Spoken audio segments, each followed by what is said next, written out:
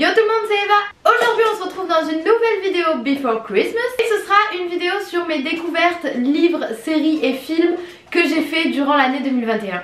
Je sais pas si ma phrase est française. Comme d'habitude, si vous entendez Narco râler, c'est parce qu'il y a le calendrier de l'avant à côté et il veut tout bouffer comme d'habitude. Ouais, mais là ça va pas le faire, faut que je puisse tourner ma vidéo quand même. On va commencer avec mes découvertes sur l'application Disney+.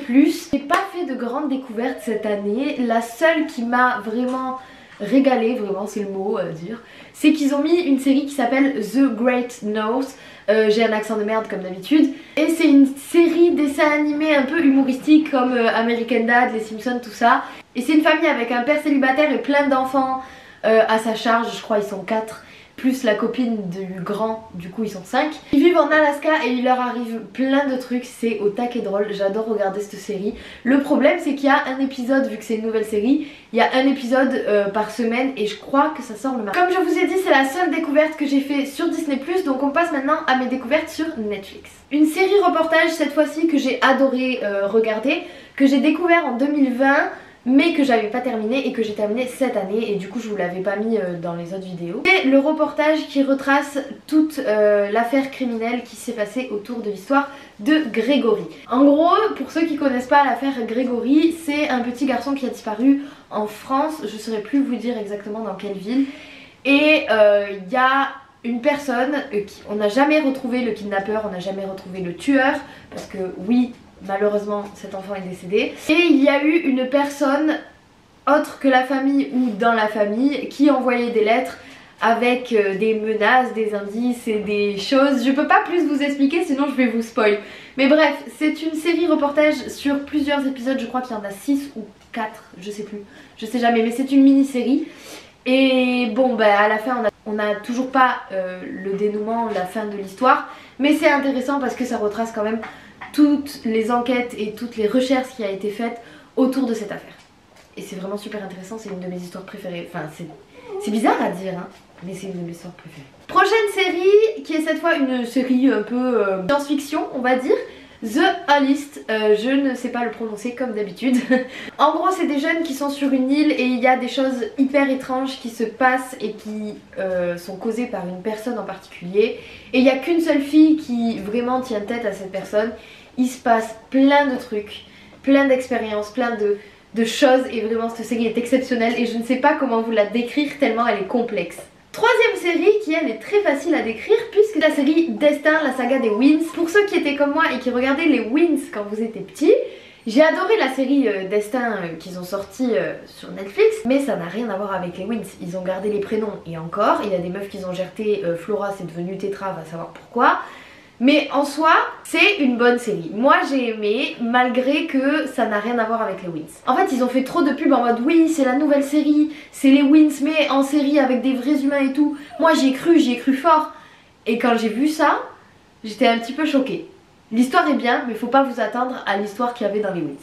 Pourtant l'histoire des Winx de base, quand j'avais re-regardé le dessin animé, parce que moi je me mets des dessins animés d'enfants pour dormir, oui je suis bizarre, je trouvais qu'il y avait des trucs que je regardais, enfin des épisodes de Winx que je regardais, et que je devais pas regarder ça à mon âge, j'avais 6-7 ans et je regardais Sky en train de tromper Bloom ou des trucs des histoires de malades genre entre la famille de Stella et tout, et c'était pas des histoires pour gamins, je suis désolée, genre on s'en rendait pas compte parce que c'était un dessin animé, mais au début ce n'était pas des histoires de gamins, les 2 premières saisons là c'était wouh. Ça n'empêche pas que j'ai quand même adoré la série Destin. Ensuite on passe à une série dessin animé humoristique comme The Great Now.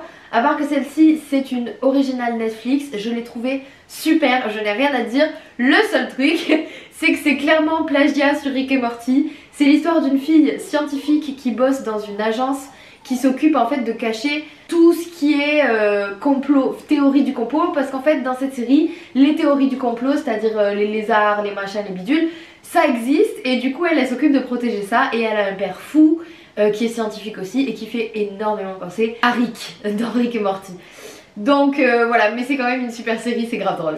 Ensuite on a le film de Addison Rae, la tiktokeuse, que j'ai voulu absolument regarder et au final j'ai pas été déçue, moi je l'ai trouvé grave drôle. Je trouve qu'elle a été énormément critiquée pour son jeu d'acteur, mais moi je suis désolée, je trouve que pour une meuf qui n'a jamais fait de film, elle se débrouille plutôt pas mal. Donc voilà, le film s'appelle Il est trop bien et vraiment ce film il est trop bien. On passe maintenant à mes découvertes sur Amazon Prime et là il y en a pas mal comme Netflix en fait, je crois que c'est kiff kiff les deux. Et vraiment mes découvertes sur Amazon Prime cette année ça a été mon petit plaisir. Genre j'ai vraiment adoré regarder toutes les séries que je vais vous dire maintenant et les films parce qu'il y a des films également. En premier il y a la série documentaire sur la vie d'Orelsan que j'ai adoré, genre vraiment j'ai envie de me le refaire une deuxième fois alors que ça sert à rien. Ou en fait c'est son frère qui l'a filmé avant même qu'il commence à être connu, avant même qu'il commence à rapper même des fois. Ce reportage est hyper intéressant, ils interviewent plein de personnes de l'entourage à Orelsan, c'est super intéressant, vraiment je vous conseille d'aller le voir. Et la série reportage, parce que c'est une série reportage, ça s'appelle Montre jamais ça à personne. Ensuite on a un film,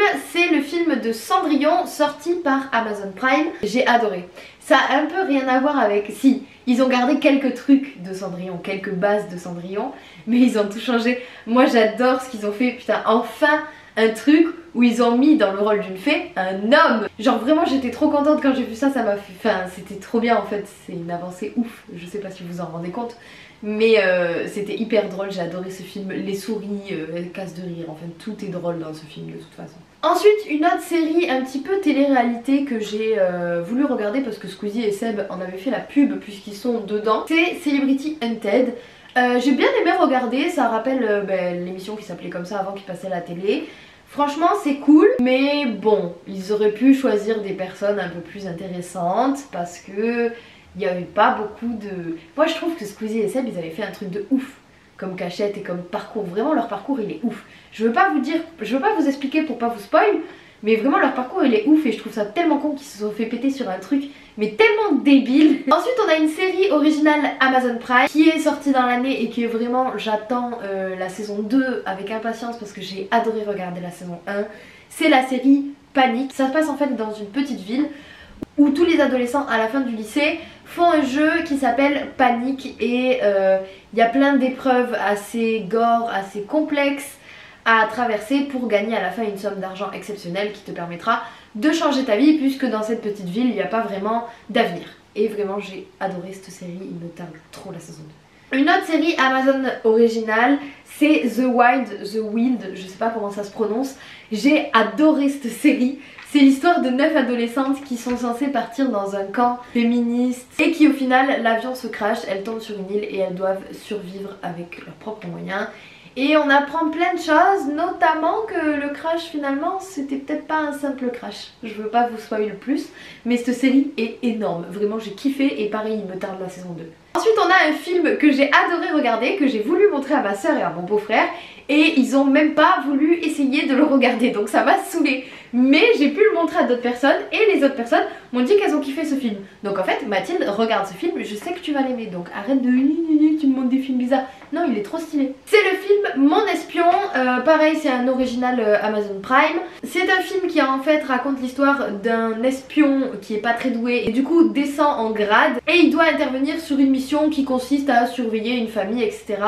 Et au final la petite fille de cette famille le grille et il se passe plein de trucs, c'est au taquet drôle, vraiment c'est un film familial au taquet drôle. Et en dernier on a le film Je te veux moi non plus qui est le film de Inès Reg que j'ai adoré, moi je l'ai trouvé vraiment hyper drôle. La musique qu'ils ont fait pour ce film aussi je l'ai eu en tête pendant des jours et des jours. Et en gros ça raconte un peu l'histoire de comment elle a rencontré son mec de ce que j'ai compris et bien sûr c'est un tout petit peu exagéré je crois sur certains trucs mais la plupart des trucs ne sont pas exagérés et se sont vraiment passés comme ça. C'est ça qui est assez drôle quand on a vu l'interview et quand après on regarde le film on se rend compte qu'en fait elle avait raison. Donc voilà c'est fini pour les films et les séries, maintenant on va passer aux livres. Je me suis mis à lire cette année énormément, je sais pas pourquoi, j'avais plein de livres mais j'ai choisi mes meilleures découvertes de cette année pour vous les partager. En premier on a bien évidemment le livre de développement personnel de Léna Situation que j'ai lu en même pas 3-4 jours. Je l'ai lu hyper vite tellement qu'il est intéressant, il est en plus interactif, enfin, t'as des trucs à remplir, t'as des petits dessins, t'as des schémas, t'as plein de trucs, de fiches d'aide dans ta vie etc. T'as même des fois des illustrations avec ces photos qui te donnent trop envie de voyager. Enfin bref, elle te donne plein de conseils de développement personnel et j'ai vraiment adoré ce livre. Il coûte 19,50 € et il me semble que je l'avais acheté sur Amazon. Ensuite on a un livre de Rachel Patterson qui s'appelle La magie de la lune et ce livre est juste extraordinaire si vous vous intéressez à tout ce qui est énergie lunaire, quelle influence a la lune sur notre vie, etc. Surtout en tant que femme, c'est hyper intéressant. Ce livre apprend vraiment beaucoup de choses. Et comme vous le voyez, il y a du surligneur partout parce que je l'ai buté. Je l'ai lu en 2-2 pareil et j'ai vraiment adoré. Il y a plein de petits rituels à faire, plein de petits conseils, etc. Et j'adore, j'ai vraiment adoré ce livre. Il t'apprend plein de choses sur les phases de la lune et il est super intéressant. Ensuite on a ce livre là qui est le grand livre des pierres et des cristaux, qui est pas vraiment un livre à lire d'un coup, genre un dictionnaire de lithothérapie. C'est-à-dire que dedans vous allez retrouver toutes les pierres, à peu près toutes les pierres qui peuvent exister, possibles et imaginables, avec à chaque fois leurs explications, leur famille, leur origine, à quel chakra elles sont reliées, etc. et à quoi elles servent. Et une petite citation qui va avec une pierre. Comme vous le voyez, il y a des post-it à beaucoup de pages. C'est parce que j'ai mis des post-it à chaque pierre, à chaque page de pierre que j'avais. Par exemple, on parlait de la lune tout à l'heure. La pierre de la lune, donc elle, la petite phrase qui accompagne la pierre, c'est « Je te fais embrasser ton énergie féminine ». Voilà, il y a plein de trucs, c'est super intéressant, vraiment. Et le meilleur pour la fin, vraiment ce livre, c'est la découverte de l'année. Je l'ai toujours pas fini à l'heure où je tourne cette vidéo, mais je pense que je devrais l'avoir fini d'ici janvier parce que là je peux plus lire depuis une semaine ou 2 semaines. Depuis que j'ai commencé en fait à faire les Before Christmas. J'ai plus le temps, du coup je peux pas le lire, mais j'ai commencé et il est super intéressant et je sais que je vais le kiffer à fond tout le long. C'est le livre de la youtubeuse Liv, la youtubeuse True Crime, etc. Enfin je sais pas comment vous dire. En fait elle retrace souvent des enquêtes dans sa vidéo, elle vous explique des histoires, elle vous explique également certains phénomènes qui peuvent se passer chez les psychopathes, chez les victimes, chez les témoins aussi. Elle vous explique vraiment tout et elle fait de superbes recherches et j'adore vraiment ses vidéos depuis un moment. Et quand elle a dit qu'elle allait sortir son livre, j'étais obligée de l'acheter, c'était obligé. Je pouvais pas faire autrement. Le livre s'appelle « Ils sont passés à l'acte » et il regroupe 13 affaires criminelles vues de l'intérieur. Je vais vous lire ce qu'il y a écrit derrière parce que les autres livres je pouvais les décrire, mais celui-là il y a vraiment tellement d'histoires que je peux pas vous le décrire. Un père de famille aimant assassine ses 2 filles, un brillant étudiant dévore sa petite amie, une adolescente révoltée fait exécuter ses parents, un groupe de collégiennes met à mort l'une d'entre elles. Résolue ou irrésolue, française ou internationale, cet ouvrage fait le récit glaçant de 13 affaires criminelles hors du commun vues de l'intérieur. Voilà, et c'est super intéressant, vraiment. J'ai lu quelques pages et j'ai vraiment trouvé ça super intéressant, il me tarde de continuer. Donc voilà tout le monde, c'est la fin de cette vidéo, j'espère qu'elle vous aura plu. Je vous fais de gros bisous et je vous dis à demain, bye!